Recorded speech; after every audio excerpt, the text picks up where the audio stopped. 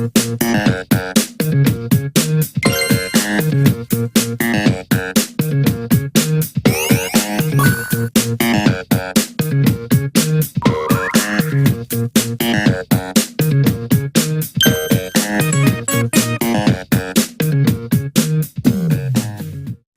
and welcome back to the Checkpoint Reach podcast. This is a gaming and occasional movie news podcast. I'm your host Luke Eldon, and as ever, I'm joined by my fellow gamers and friends, Sud, Matty and Perks. How you doing, guys?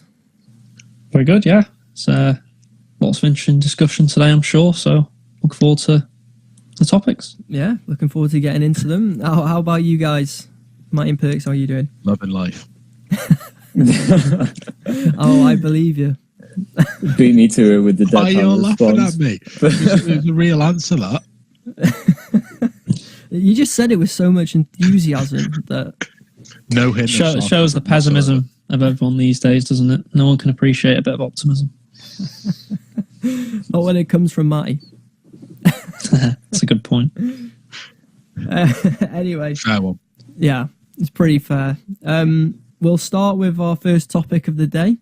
And that's unfortunate news, to be honest, being a big Star Wars fan myself. The Star Wars, the upcoming Star Wars open world game has been cancelled by EA.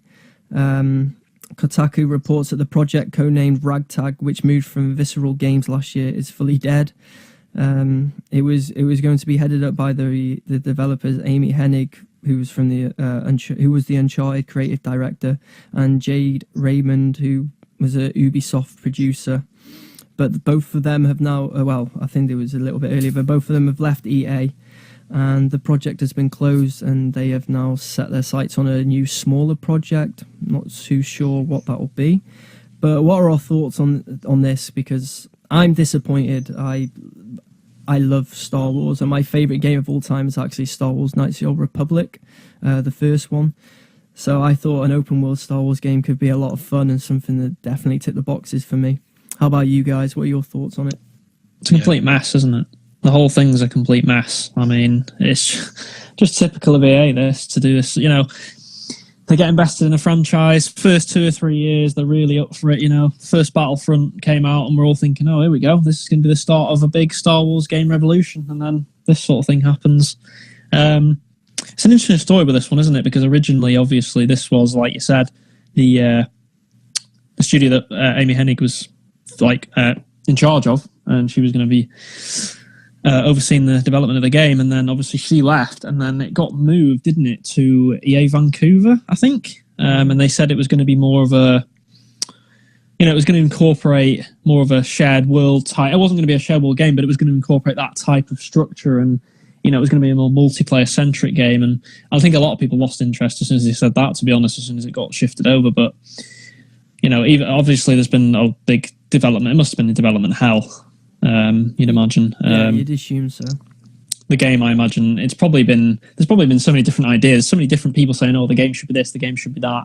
No, we don't want to do this, we don't want to do this. Oh, EA trying to worm their way in, aren't they? Trying to say, oh, maybe it should have this in and that. It's just, the whole thing's a complete mess, and it just shows, a lot of people after this news calling for Disney to pull out of the deal and stuff like that, and yeah, I don't blame them. Take the license off EA. I mean, I'm one of those people, to be honest. I think EA shouldn't have the license. No, we don't have the details, do we, of the deal? I mean, well, we have the details in terms of it's until 2023, apparently, the Disney Star Wars deal. We don't know whether one of them can pull out or whether they can't, so that's the unfortunate thing at the minute, I think. Yeah. Well, I think, sorry to interrupt, I think the game was put out to pasture as soon as Amy Hennig left that studio. I think internally that game has been dead for a lot longer than we actually knew. I think that's been dead as soon as she left, to be honest, because they also moved this project, not this specific project, but they obviously Respawn are making a Star Wars game that's going to be like an open world. Well, we don't know what it's going to be. Jedi Fallen Order. Jedi Fallen Order. You're assuming it's going to be some sort of action adventure title. So I think it'd fit with what they've moved responsibilities over to Respawn for the Star Wars sort of narrative driven game. And I think this, whatever they were making at this studio or Visceral at the time, has been canned a long time ago. I think Kotaku have just only found out about it. It's just only been recently been dug up, so to speak. This disappointing news as well seems to coincide with the movies at the moment, doesn't it? I mean, that's split the fan base down the middle. Well, maybe even a bigger portion of the fan base is leaning towards being disappointed with the films. At the moment, the Star Wars franchise as a whole is Negative going through a rocky patch, isn't it? Yeah, definitely. Yep. Because it's been completely mismanaged on both sides. It's been mismanaged on the gaming side of it, and it's been completely mismanaged in the film side of it. That's clearly the reason. There's too many people. I think there's too many people wanting their say in these things. Too many people that think they know everything and think they know best, and are trying to completely, trying to basically. I don't know if they're purposely trying to ruin it, but something's clearly going on because the direction it's going in at the minute from both sides is just terrible. It really is. It's sad to see, isn't it? Yeah, really? It's really disappointing. I mean, we're all massive Star Wars fans, aren't we? So, did you think Battlefront 2 was that bad? I mean, I didn't personally. But if you're talking about the Star Wars games and the EA deal, I think Battlefront 2 was quite good, to be honest. The game itself was fine, Matt. It was just the everything around it. Well, the microtransactions was the big one. No, obviously, eventually they took them all out. They did, but made them free. It was too late. Too little, too late. Yeah, but the actual game itself wasn't a bad game. I think both Star Wars playing it thinking games. The first one to an extent. Obviously, I did enjoy the first one, but I think that was more just not playing a Star Wars game in so long. Yeah, I think both games were fine. Was genuinely an improvement in a lot of areas. I think the problem is people, because if we've got to remember, there was a big clamouring for Star Wars Battlefront to come back. I mean, we were all massive fans of the original 2 on PlayStation 2.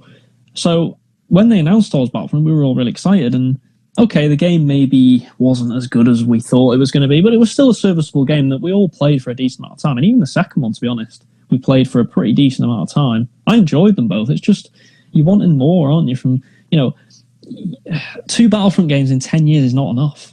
It's not enough. You need more than this. We need good, rich, narrative single-player experiences. And the one that Visceral were going to make was looking promising. Of course, they made Dead Space, which, I know. Well, it had a good developer. You've got Amy Hennig, who obviously was creative director on the Uncharted series, and you got Visceral, but we didn't see any proper gameplay of it, so we don't know what it was going to be or what it was going to be. But Visceral, as a studio, have got good pedigree. That's what I meant. On paper, it was obviously a good fit, but obviously it just didn't work out. No. It's one of them things. Like I said, I think it's been secretly canned behind the scenes a long time ago. Yeah. I will say one thing, though, on a slightly more positive note looking ahead to later this year. I wouldn't sleep on this Jedi Fallen Order game because I think it's got some promise. I know we haven't seen anything, so it's too early to tell, I suppose, but I do think there's promise in it. Respawn are a very talented developer. The original Titanfall was a very innovative idea that, okay, it didn't do everything right, but it was fun. The game was fun to play. And then with Titanfall 2, that campaign for Titanfall 2 was fantastic. One of the better campaigns of this generation. So short but sweet. Yeah, short but sweet. If they can recreate that in Jedi Fallen Order. With Titanfall 2 that it basically was sandwiched in between COD and Battlefield? Yeah, pretty much. It completely got destroyed. Buried, like it was, sales-wise. Yeah. But just from a story point of view. Yeah, it was. I mean, just from a story point of view, the story was fantastic in Titanfall. I didn't think they could create a story that good in a Titanfall game. So I do think it's got promise. You could tell, couldn't you, that a lot of the developers that worked at Respawn used to be ex-Call of Duty developers because it took a lot of what was good from the old Call of Duty stories in like the Modern Warfare 2, Modern Warfare 1. They were very short, but, they were full of not innovative, but extreme sort of interesting moments. They held your attention. They might have only been 5 or 6 hours long, but it was 5 or 6 hours that you thoroughly enjoyed for the entirety of that time, and that's what it was like with Titanfall. It was constantly mixing it up. I never felt bored at any moment during the campaign. No, and that's what I hope this game, the new game, has. Even if it is just a 6 to 8 hour story experience, I'm sure there'll be some sort of multiplayer aspect to it as well, but it'd be nice to see a game like that. And maybe, the Call of Duty style game might work for Star Wars. Who knows? I don't think there will be multiplayer. I really don't ever see how you can make lightsaber combat work in a multiplayer sort of setting. Maybe some sort of co-op then. Because, EA, how EA like to push the online structures in their games. Hopefully, So they've just been allowed to make a single player game, and it's not We'd all 6 to like 8 that. hours. You know, it's Yeah, like that'd be 15 great. to 20 hours.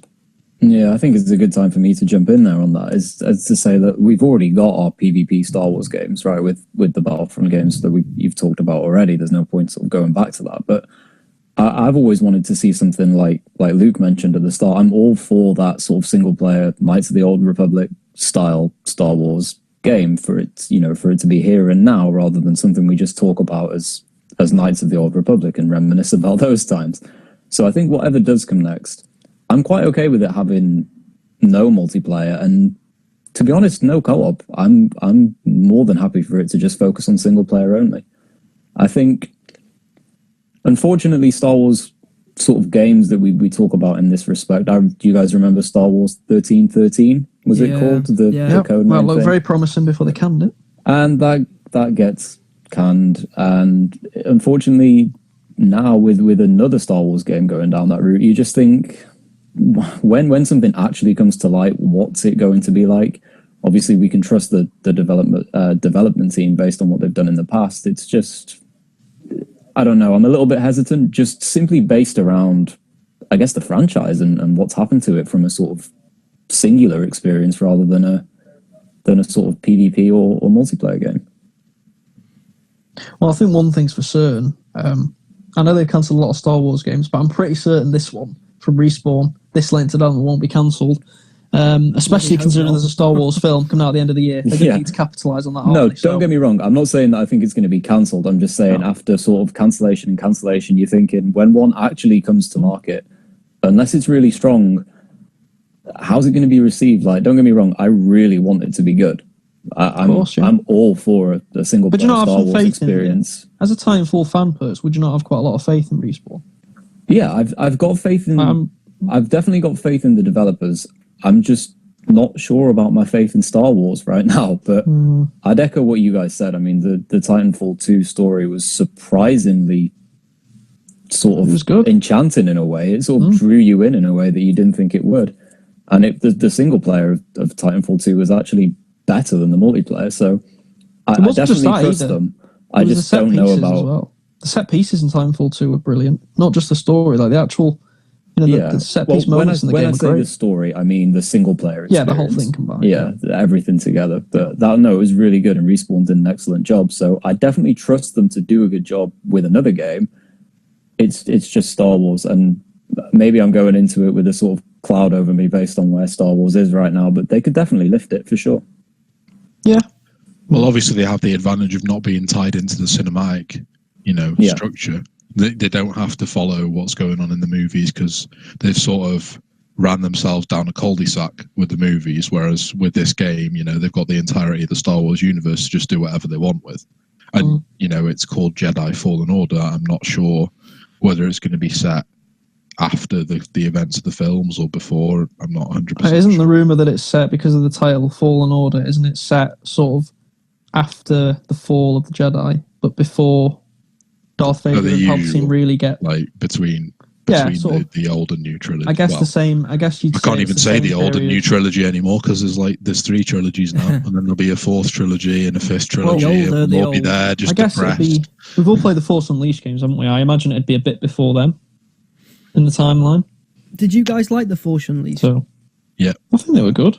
They weren't amazing games, but I think they were good, solid, serviceable games. It's not canon anymore, luckily. So Starkiller didn't actually force push we can be Star Destroyer out of orbit. But I thought they were okay. I preferred the first one to the second one. I think I'm glad it got left where it got left. Put it that way.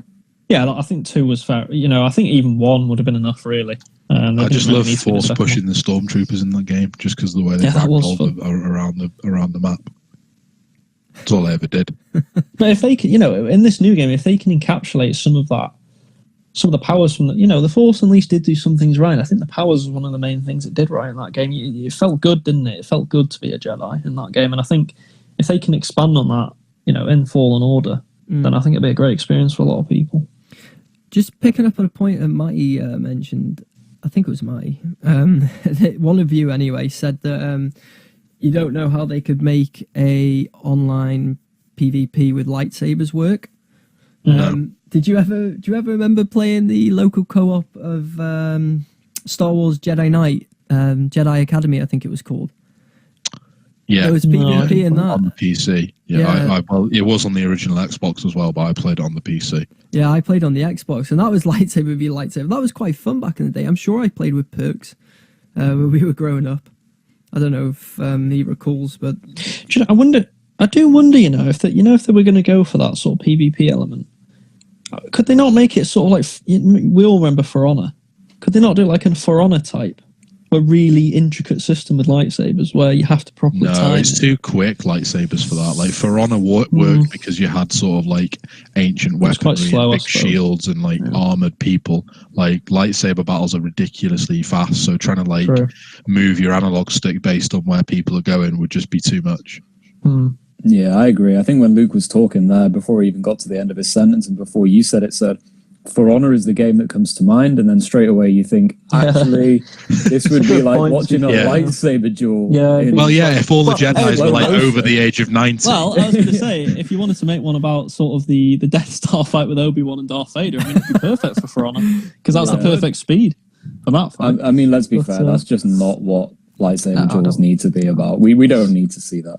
Have we have you guys got an opinion on that? What do you prefer? Do you prefer the lightsaber combat from episode 4, 5, and 6 that was like slow and calculated, or do you prefer 1, 2, and 3? Whereas 1, 2, and 3 flying around. 1, 2, without and 3. doubt. 1, 2, and 3 without doubt for me. The lightsaber combat is so much better. Yeah, so if you're going to go down that route, it's impossible to make For Honor style combat. Yeah, it's just so much more exciting, isn't it? I mean, it has you on the edge of your seat. I mean, you're watching things happen in slow motion, and you're just thinking, really? However, Vader and Luke in Return of the Jedi was pretty good.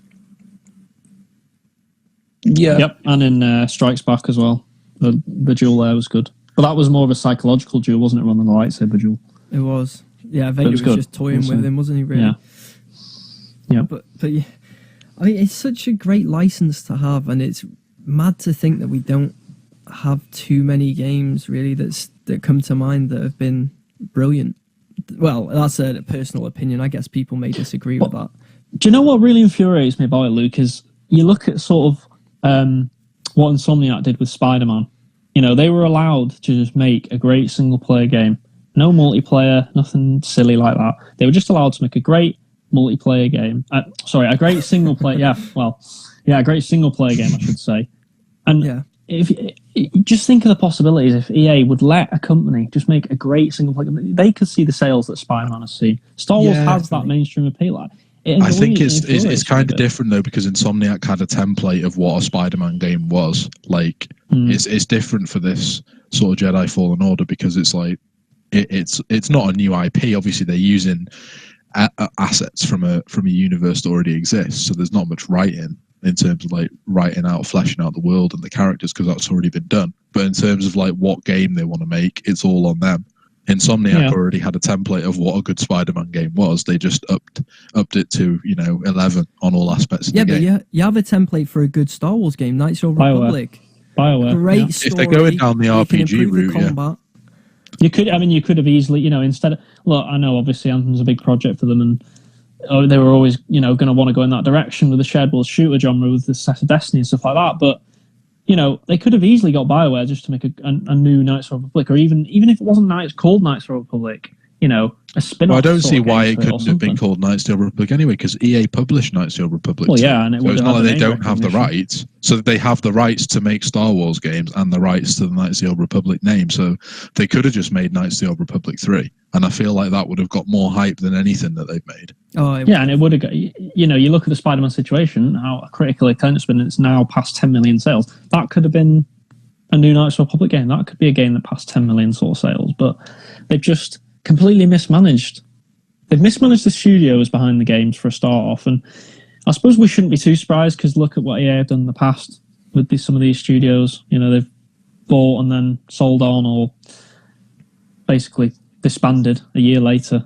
So we shouldn't be that surprised by what's happened, but it's still very disappointing to see what's happened. If we could play a hypothetical game and Disney take away the license off EA, who would you like to see the license being given to?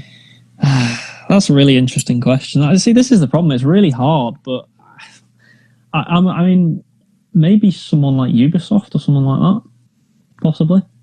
I know Ubisoft get a lot of hate and stuff like that as well, but I don't think they've got enough renowned financial clout, to be honest. No, I mean, when it's, and of course it's hypothetical. You know, maybe you might be right. They probably wouldn't be able to do that. But you look at, say, Far Cry 5. Now, okay, it wasn't to everyone's taste, but it was a good game by all accounts. And, you know, they've got pedigree. Them Ubisoft studios, even Watch Dogs, and again, a divisive game, but Watch Dogs 2, most people love. Yeah. Well, there you go. So they have got the development studios to do it, I think. But like Matt said, maybe Ubisoft, maybe not have the financial clout to do it, but I think Ubisoft would be a good shot. To make it an exclusive? No, I don't think so. Microsoft or Sony. I mean, look what Sony have done with Spider-Man. Yeah, but I think... Obviously, Knights of the Old Republic was an exclusive franchise to Xbox, so that would work. If you're talking about exclusives, people aren't expecting a Knights of the Old Republic game to be on PlayStation, but it'd only work with that one.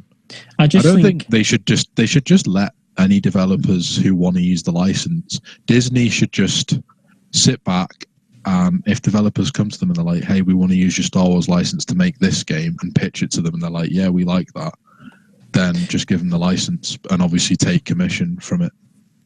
I know it's like a pipe dream, but wouldn't it be great to see a sort of CD Projekt Red do a Star Wars game?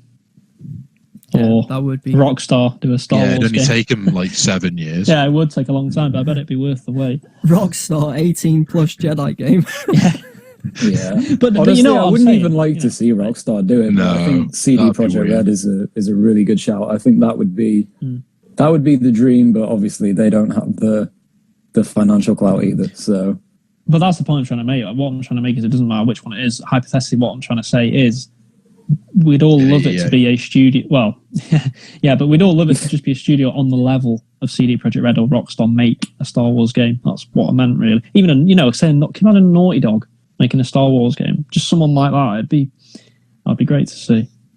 I think Matt's point, actually, just make it an open license. Let people come and pitch to them and be like, hey, this is how we see it. And sort of not sell to the highest bidder, sell to the best. And yeah, absolutely, that's what I'd want to see. They could easily do something like that, couldn't they? But maybe it's just the time. Hopefully they're learning their lesson with it, because we've all seen Rogue One, and we've all seen, well, me and Luke have seen Solo. Yeah. And it's like, I think it devalues the license when you make lots of products that are all subpar. It's like people have a standard that they expect when they see Star Wars. Well, and if you churn out games that are mediocre, and if you churn out films that are mediocre, it will lose its charm eventually over time. People aren't going to care.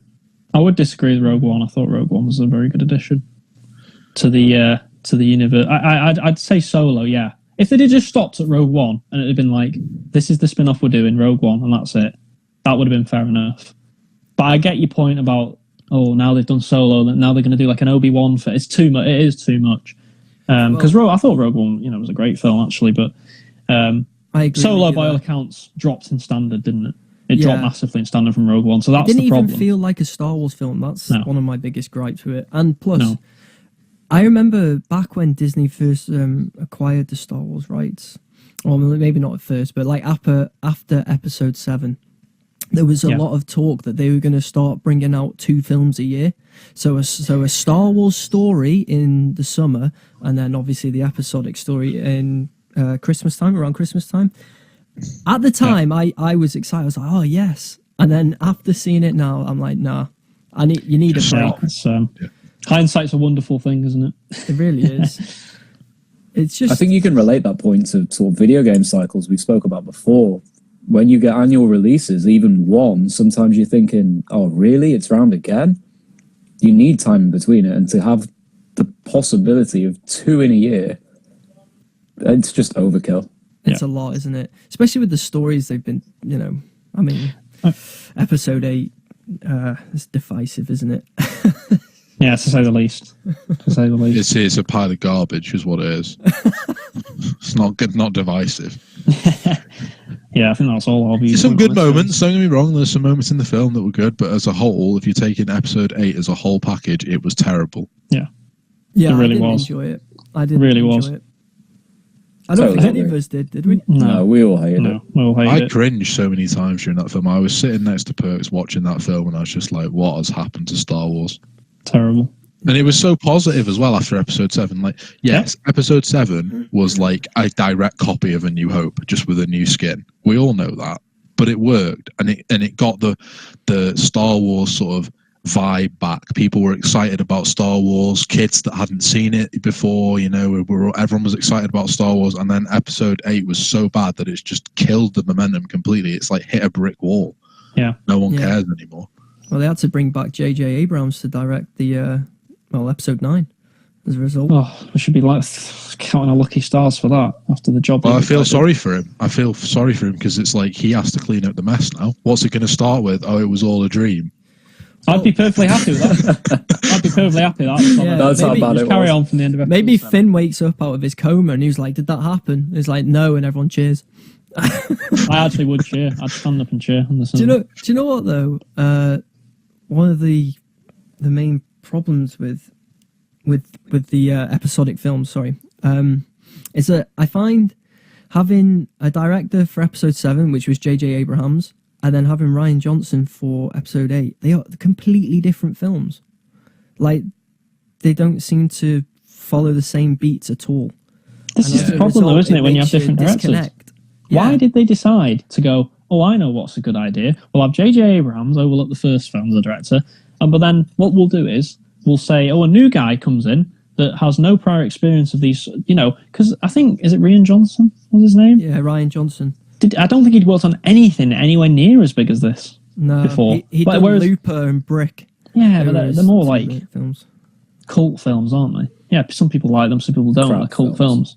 Well, yeah, Looper's good. The point you make, Perks, is but that's the good point because some people really hate that film, and some people really love it. But anyway, it's beside the point. But J.J. Abrams had at least made something comparable that was not as big as Star Wars, but not far off. He'd made a Star Trek film, he'd done Lost and things like that, which were massive things. Whereas this other guy did nothing. Whoever made the decision to hire him as director needs a good hard look. I think it was at themselves. Kathleen Kennedy, wasn't it? I think one of the best videos on the internet was Mark Hamill. Like, we'll avoid spoilers in case you haven't seen Episode 8, but you Mark should have Hamill by now. sitting next to Rian Johnson at that specific moment in the film and just giving him the dirtiest look I've ever seen. He looked shocked, like he hadn't been told. I mean, there was speculation he wasn't told, but who knows? It's funny as well because you can kind of tell even with the way Mark Hamill acts now around the film, like you can tell he didn't like that film. You can tell he knows he's with the fans on this. That he also thinks that it clearly hasn't. I know he's not going to say that publicly, but you can just tell. It's on par. It's duking it out with Episode 2 for the worst Star Wars film. That's the bottom line. It really is, and that's saying it because Episode 2 was awful. I still think I'd rather watch Episode 8. I think Episode 2 is absolutely bottom of the barrel shit. It'd be a tough one. I'm telling you, it wouldn't be straightforward. I don't know. At least Episode 2's got things like the iconic music and stuff like that. What's Episode 8 got? It doesn't have any iconic flying music. through space. Yeah, Mary Poppins in space. It's so bad. But I think you touched on it, Luke, right when you introduced that. You've got two different people. There's a disconnect because their visions are completely different, and regardless of their caliber, what have they done before and what have they got on their CV, it doesn't matter because if you have two of the absolute best of the best, they can still see things differently, and you're going to get this strange sort of crossover where it's like, hold on a minute, weren't things going in a different direction? Didn't this feel differently just one film ago? I don't like it. I'd rather see the same direction throughout the continuity. trilogy. Exactly, and you can follow that, and maybe it's not the best, maybe it's safe, but it makes sense. It's cohesive, and it's not like it is now, and there is that disconnect, and it's so obvious. That's something they definitely have to learn from. If they're going to be doing this apparent new trilogy after this one, which we all don't really want because it's overkill, but anyway. Rian Johnson's meant to be directing Yeah, I mean, but at least, the only one thing I'd say is if he's directing all three, at least it's going to be coherent, even if it's bad. It'll be a coherent trilogy. It might not be a good trilogy that we want to watch, but at least it'll be coherent, because if he's doing all three, it'll be his vision, what he wants. He had to try and pick up the pieces from Abrams, which probably wasn't the easiest thing to do in the world, to try and be fair to Rian Johnson, but he did such a bad job with it. I just thought, he really did. It's just there's nothing else to say about I disagree. I think J.J. Abrams set really solid foundations for where that trilogy should go with the first film. No, I agree with that part. I just think what I'm saying is a different director trying to come in and pick up is a very difficult task. That's a very difficult thing to do for someone to pick up from something. Well, it's difficult to pick up from episode 8 because it was a shambles. Well, that's going to be another thing entirely. Abrams trying to pick it up again. I don't know how. I'm not being funny, but one of the main actors that's still in the film is dead. Yeah,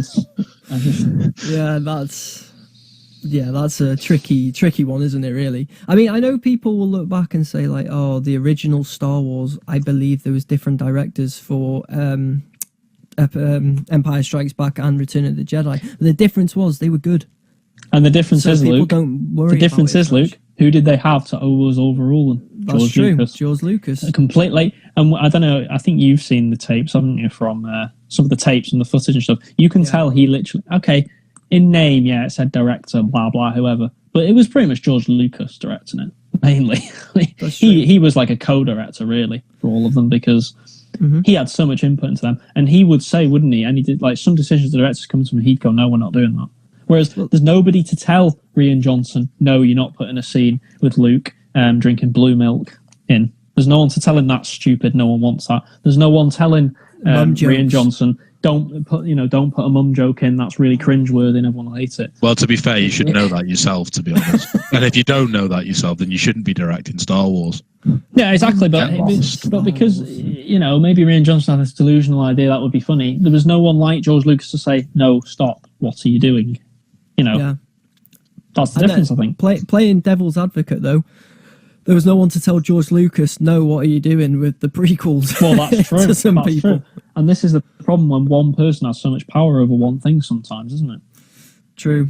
But, I don't know. It's a tricky one. And just going back to Mark Hamill quickly, I think I remembered before the film, when he came out and was saying that when he got the script and he read the arc of Luke in the film in episode 8, he was worried and he disagreed with it completely. He then changed his tune, but I think obviously Disney probably had a word with him there. A promotional push. It made no sense. It didn't make any sense. Made no sense. It's like he'd never seen any of the films. The director of this film, he had no idea of what Luke's character was. Like, this is like someone who has rejected the dark side of the Force over and over and over again. Like, he's as far to the light side as you can pretty much go in terms of a Jedi. And apparently, spoiler alert for people who haven't seen the film, he just turns on his lightsaber and thinks about killing his best friend's son. Right, okay, that's believable. His nephew. Yeah. His dad in the originals went around murdering and slaughtering people, killing younglings. Well, the thing is, though, right? He still saw good in him, but then he sees a little vision in Kylo Ren's. I don't even. Tries killing him. Well, Ben Solo. This was a slight spoilers for anyone that hasn't seen it. Obviously, you want to be. Turn off and turn it. Turn off now. But well, I was just going to say about the Grey Jedi. It's the whole thing with the Grey Jedi thing, isn't it? Where they're not beacons of virtue, but they're not evil either. They're sort of in between, and he was supposed to become a Grey Jedi, which I don't even mind them going down that angle. But you've at least got to explain how he got to that point. Yeah, why? No one explained why was he believable reason as to why he's a depressed hermit. Yeah. It makes no sense. There's like a slight 30-second thing where it tries to explain it. It's not enough. You need a good 5 to 10 minutes of storytelling to tell what's gone wrong for Luke, and it just never happened. Yeah. And that was the problem. The context there was that he saw something, wasn't it? It was like he saw something in him, and he's never been so scared. And we don't know. All of a sudden now he's going to strike him down in his sleep, and it just doesn't make sense after all those years. What makes the least sense so bad is he was the most compelling character in that film, in my opinion, because obviously everyone was looking forward to it at the end of episode 7. Oh my God, Luke, there he is. What's he going to be like? What's he been doing all this time? Blah, blah, blah, blah. The most compelling character. He was a hermit, like Sud said, drinking blue milk. It made absolutely no sense. His character development arc made no sense. And then he was just killed off. Yeah, stupid. The most pointless thing I've ever seen. A bit like Snoke as well. I mean, It was supposed to be that's like the going down Yoda mentor role for Rey, but it didn't even work as that. It was just nothing. You know, the more I talk about this film, the more it angers me, because the more I think about things like because then I start thinking, as I was just going to mention Snoke. What we could go down an entire rabbit hole talking about the point of Snoke and stuff like that, but I just kind of wanted to come back and encapsulate the gaming side of it. I suppose now, you know, this is a problem. Disney, looking at it from Disney's point of view, what do we think Disney are going to do? Because it's a bit of a turn. It could be a turning point for them. Are they suddenly going to? Because they must be. I can't see, you know, the Disney executives being happy with what's going on with EA at the minute, because they've.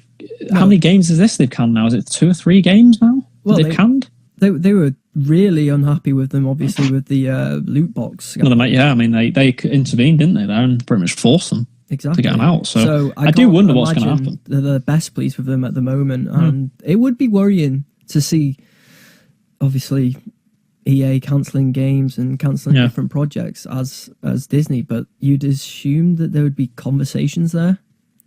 Because Disney would want answers, wouldn't they? You know, they're not just going to see it in the news themselves and be like, "Oh, okay." Well, that's what I mean. So I'm interested to see what you guys think. Disney, where do they go from here? I don't know. I personally would say try and get the license. Well, take the license back. Get out the contract that you've got with EA, and to be honest, Matty's view was a smart one. Just give it an open license, let people pitch to you, and then you can pick the best projects to lend the license to. Yeah. I mean, I think if we believe what we read about the Star Wars game that's just been cancelled, and it's always sort of risky to buy into speculation. Just reading into some of the articles the other day about it was that apparently EA are going to make another Star Wars game. It's just going to be on a much smaller scale, and that was what you referenced at the beginning, Luke, that they are on another project now, and it's not so much what it's going to be, it's that it is going to be Star Wars, but it had to come to market sooner. And Star Wars fruit machines. My biggest concern with stuff like that is if you're going to can something that's already in development for something that's not, to get the thing that's not already in development to market sooner, that's just going to be rushed. That's not going to be. That's not going to succeed. And I don't think anyone wants that. Take your time over things like this. Take as much time as you need and make it a good sort of representation of what we all want from Star Wars. Don't rush something to market just to tie in with a cinematic release. Or look at Knights of the Republic 2, Perks. That got rushed, didn't it? Obsidian were developing the game, and that got rushed, and it was unfinished when it came out. Pretty much, there was parts of the game that you couldn't access that were meant to be in the game. Because they were rushed. Yeah, well, I suppose that's a good point, because you know, with Obsidian as well, obviously Microsoft just bought them, and you do wonder, especially with that, you know, with Obsidian, you know, have they been sort of unfairly treated in the past? Even with Fallout New Vegas, you know, with Bethesda sort of rushing them and telling them, "Quick, you have to make the game in this amount of time." And maybe, you know, we all moaned about the bugs in Obsidian games, but maybe it's not completely their fault. Maybe they've been rushed a lot of the time, and they've, you know, not much. Obsidian are a good developer. They got the short end of the stick. I think the worst one was they had a performance-based bonus for Fallout New Vegas based on its Metascore. If it reached 80, all of them got a performance-related bonus, and it got 79 on Metacritic. Yeah. Oh. I remember hearing about that. So it's just so stupid. Yeah. That's disgusting. I bet there was someone there on the inside doing a job, downvoting or whatever, leaving. Yeah, 0 out of 10. I mean, it's so close, it almost feels like a setup, doesn't it? Like, they got together and they worked out the averages just to make it 79. But it's just, what the point I was going to make is, any studio, you tell Naughty Dog, right, you have to make an Uncharted game in 2 months or 5 months or whatever, and it's not going to be good. Yeah, ridiculous. It's just, you know, they're given time. These developers we all laud as the great developers or whatever, you know, CD Projekt Red, Naughty Dog, Rockstar, Insomniac, they've been given time to make their games. Great. Yeah. This Definitely. Is the point. I agree. A lot of those have had big successes, obviously, and a lot of them have had sequels to those successes. And there's no surprise that they've taken their time with them to fully flesh them out and develop them properly. Yep. I'm with you. I'm with you. But we'll move on to the next topic. we'll talk actually about a remake, which is Resident Evil 2. That's being remade. I believe the demo came out last week, maybe the week before, and it's out this Friday. Yep, 25th. How excited are you three for that? Because I know you guys are big Resident Evil fans.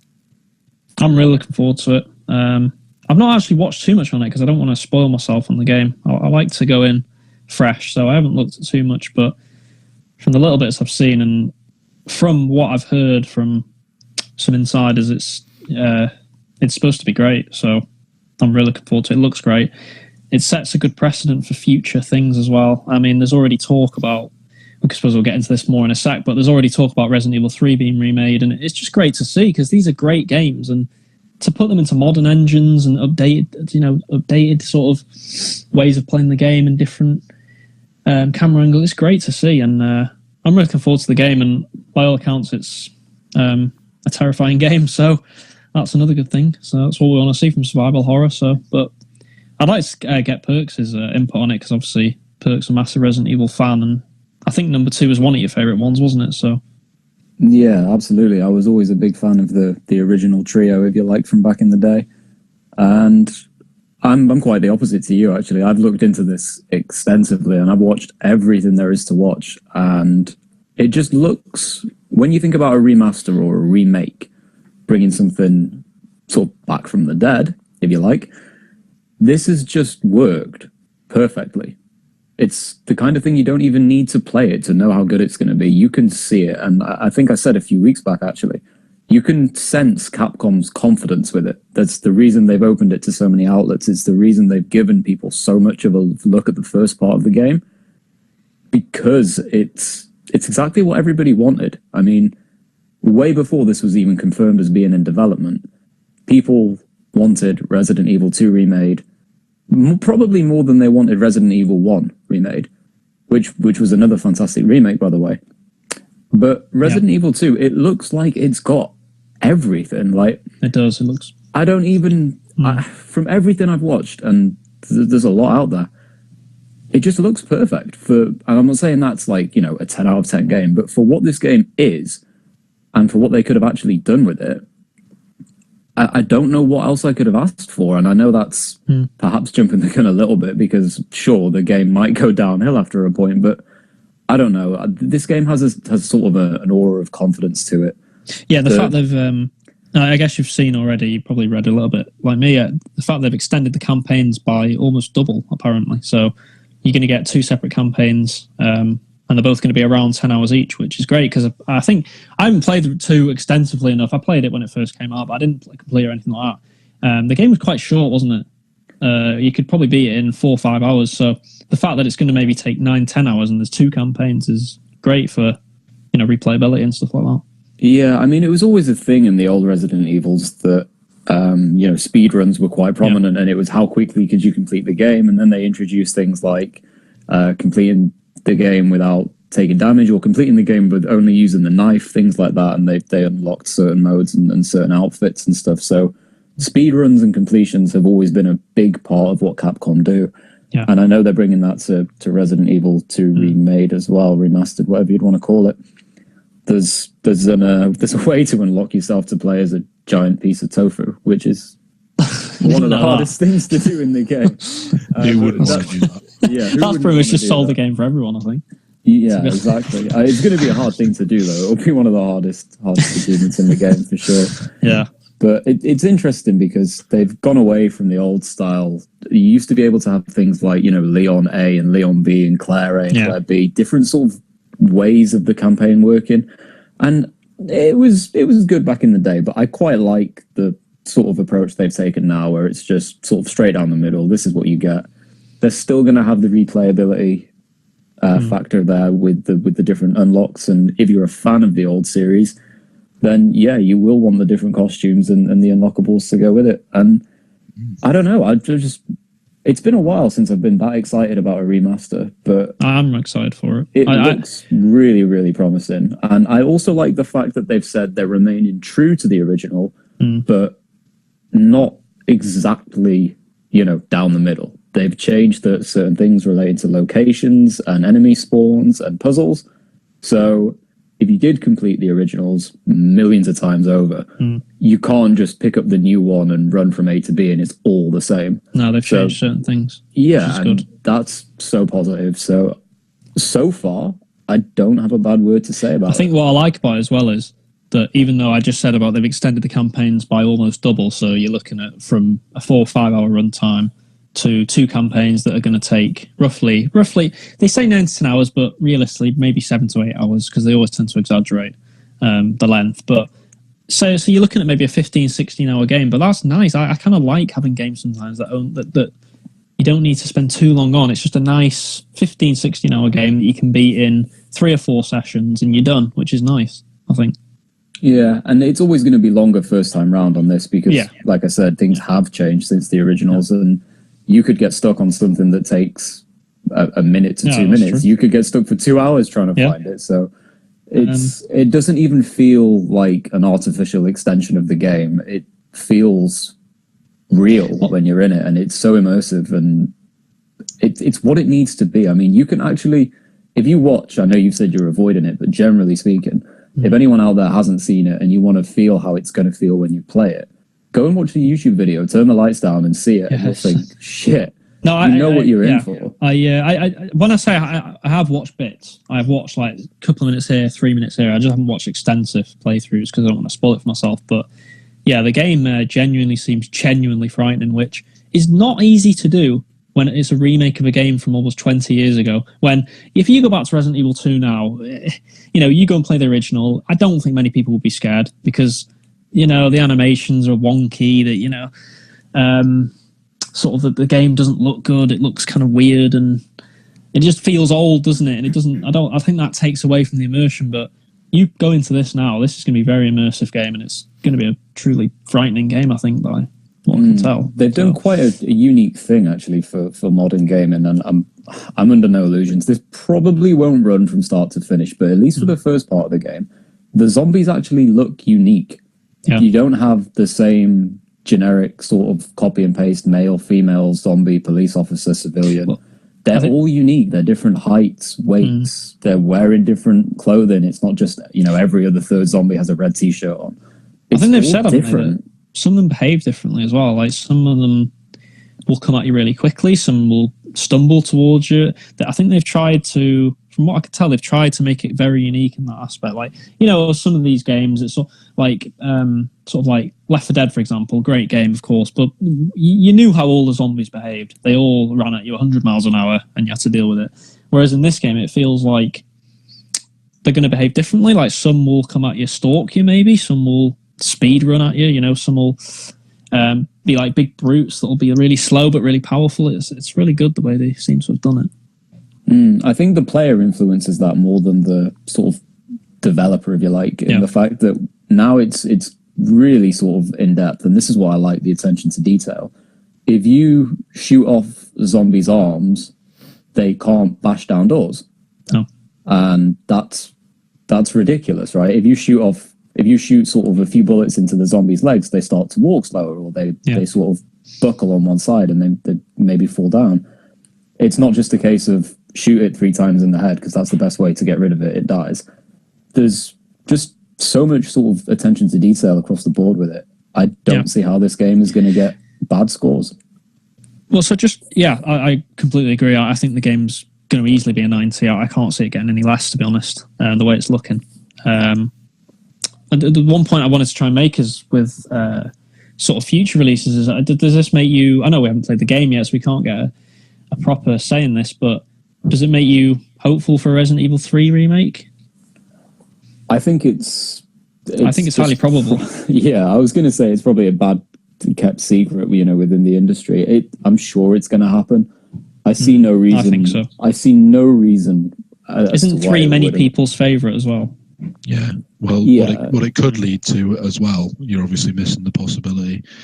This revival for Resident Evil could lead to an Operation Raccoon City remake, which I think we'd all love. Which is exactly what everybody wants. That's what the fans want. Everyone's favourite Resident Evil game.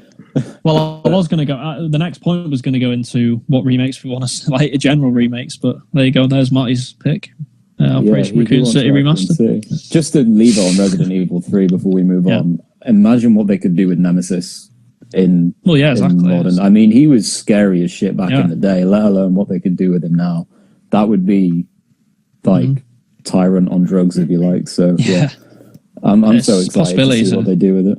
Well, are endless though. Talking about remasters, I obviously want to get your guys' opinions on what else you'd like to see remastered. But just playing devil's advocate, wasn't there a few years ago when we were sick of remasters and we wanted new IPs? I think, I completely agree. I was going to delve into this point. I'm glad you brought it up.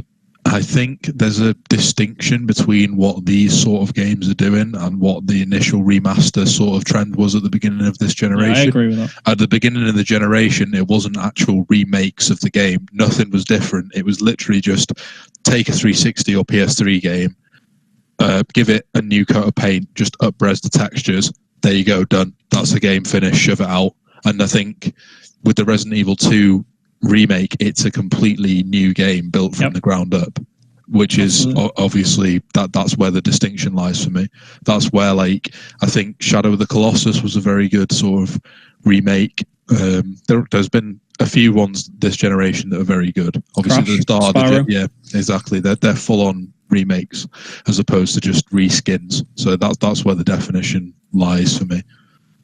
Yeah, absolutely. I mean, you look at and then look at the other point, sort of games like DMC when they re-released it. I mean, it was pretty much just the same game, wasn't it? Just with slight HD. Oh yeah, there was loads of them at the start of the generation. BioShock Collection, everything was remastered. The BioShock Collection was done nicely, but like you said, it was just the same thing. Make it 60 FPS, make it 1080p. It wasn't a remake. Shove it out. Master Chief Collection as well, I think. Well, that was an abomination. Well, they did technically. Well, where do you even start with that one? With Halo 2, they kind of. Yeah, but that's the thing. Halo 2 was completely remade from the ground up. They just fucked that game up. Yeah, the whole game in general. But I think, I'm interested to get your point, Luke. Is there any games you can remember that you can think back to? Is there any you'd like to be remade, like Resident Evil 2? I think we touched on it last week. One, without doubt, would be Metal Gear Solid. Oh, yeah. The original. Well, I say original. I mean Metal Gear Solid on the PlayStation. It'd be criminal if that's not remade at some point. It really would. That game is ripe for remaking. That game is fantastic. Other games? Well, I was thinking a game. I think you played it as well. I maybe all four of us played. I know me and Matt played it a lot. I think you did as well. Time Splitters, I was thinking. Oh, I didn't really play that. If they remade... Did you know? I know me and Matt played it. What a great game that was for its time.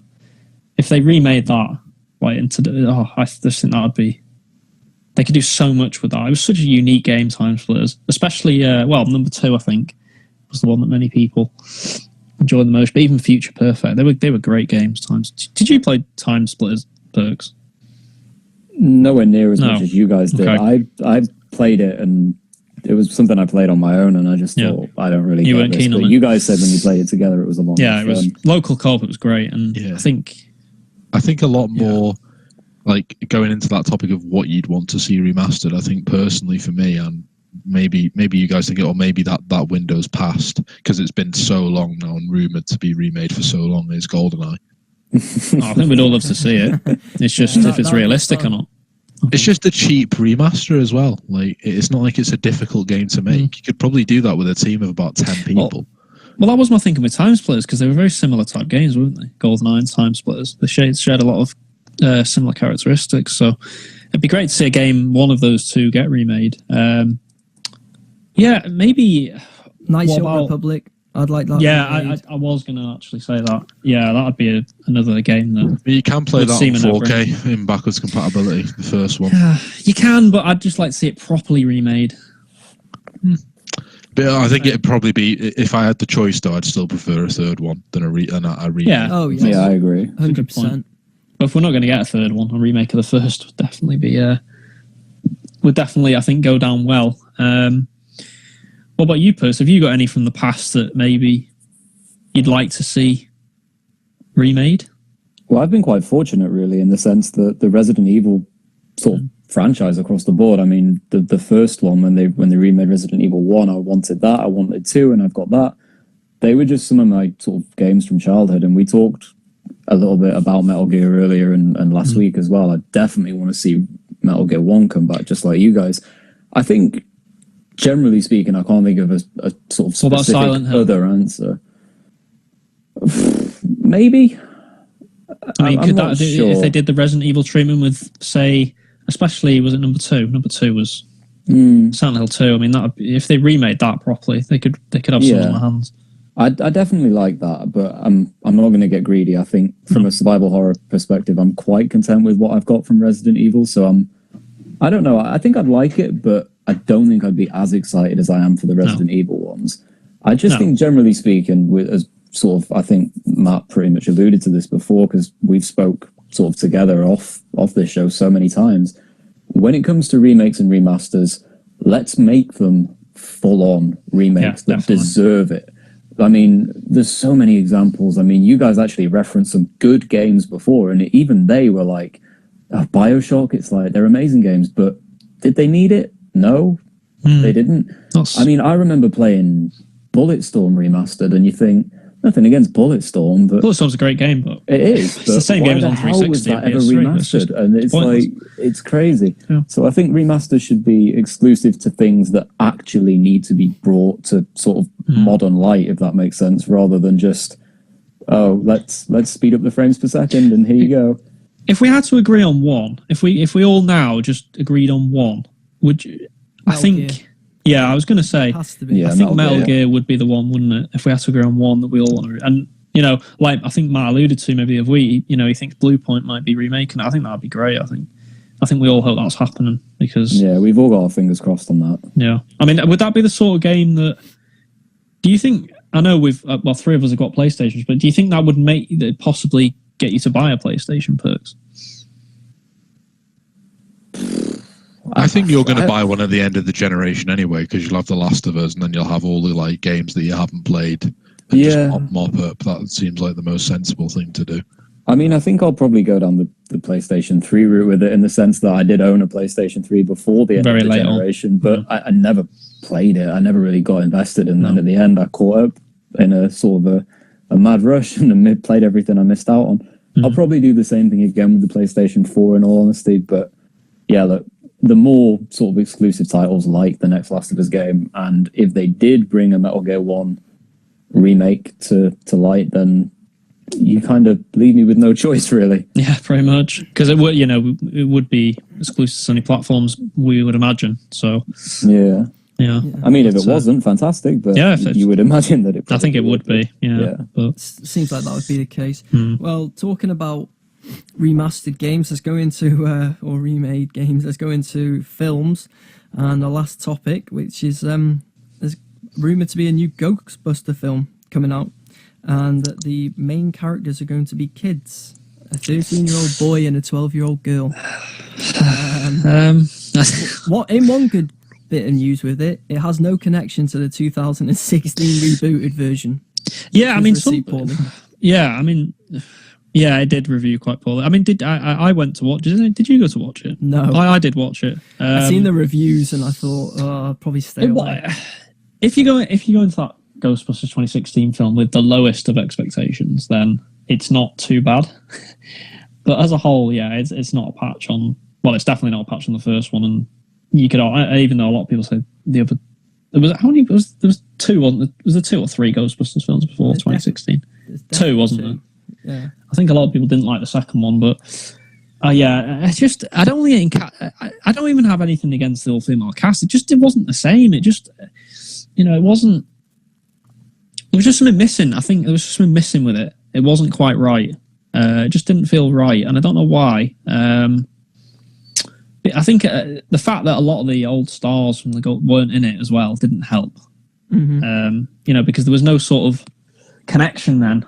I think a couple did cameos. There was a couple of cameos, but they weren't in it long enough. They were in it for maybe 20 seconds. It showed like Bill Murray like jumping on a bus or something. It was like this is daft, really. If I remember rightly, it had it wasn't a sequel, was it? It literally was rebooted, so it was connected to the former 2. No, but I think that was a mistake personally. They did that. I don't think that. I think that was silly to try and do something like that. And I mean, I don't hold if it's all women, can you not just have it connected? Like maybe they could be the daughters. Well, yeah, they didn't. It was just literally 3 or 4 random people. And And there was, some of the jokes were quite funny. Some of them did hit, but a lot of them missed as well, which was a problem. A lot of the jokes fell flat. The whole film fell a bit flat, to be honest. But with regards to the new one, I'm just not sure. Is doing two children, I think apparently it's supposed to be a 12-year-old boy and a 13-year-old girl as the two protagonists. I don't know. Is that going to work? I don't know. Unless I know Ghostbusters actually going to be a kids' film, or is it? Ghostbusters, you could argue, has always been a kids' film, I suppose, but there was always the slight slant towards adults. But I'm just not sure about it. I just don't think.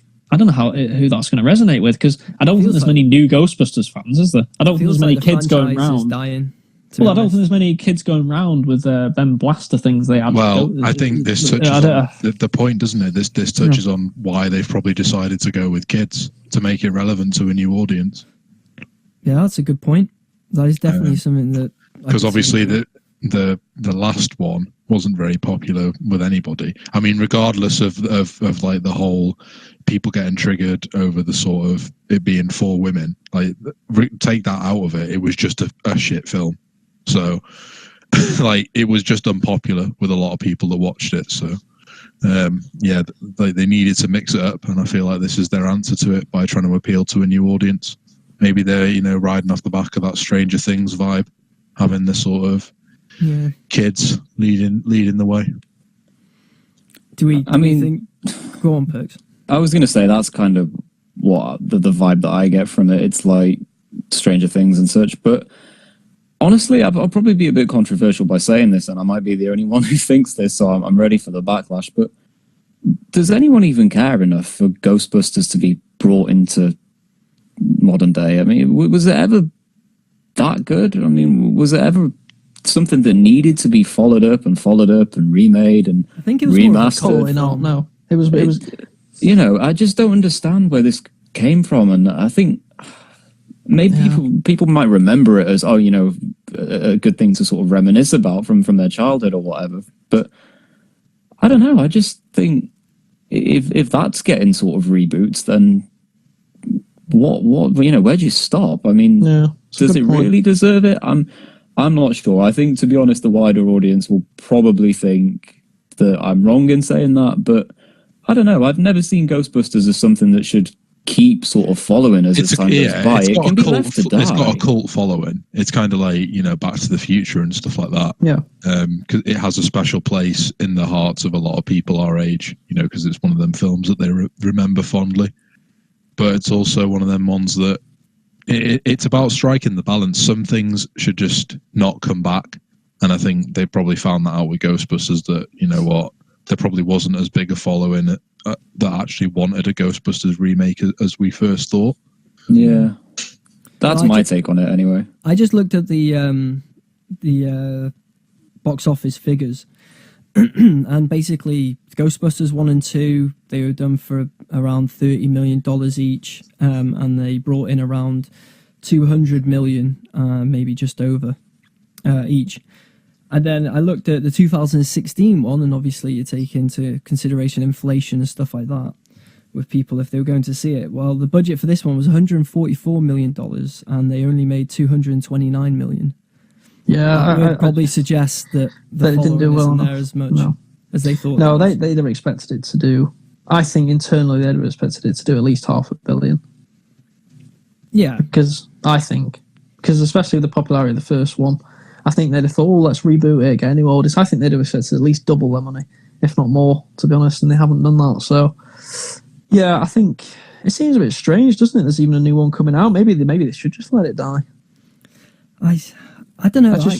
Maybe we're in a bubble, but not many people around us care much about Ghostbusters or the franchise. Yes, they might turn around and say, I enjoyed Ghostbusters, the first one, and maybe the second one. They were. You don't see many people...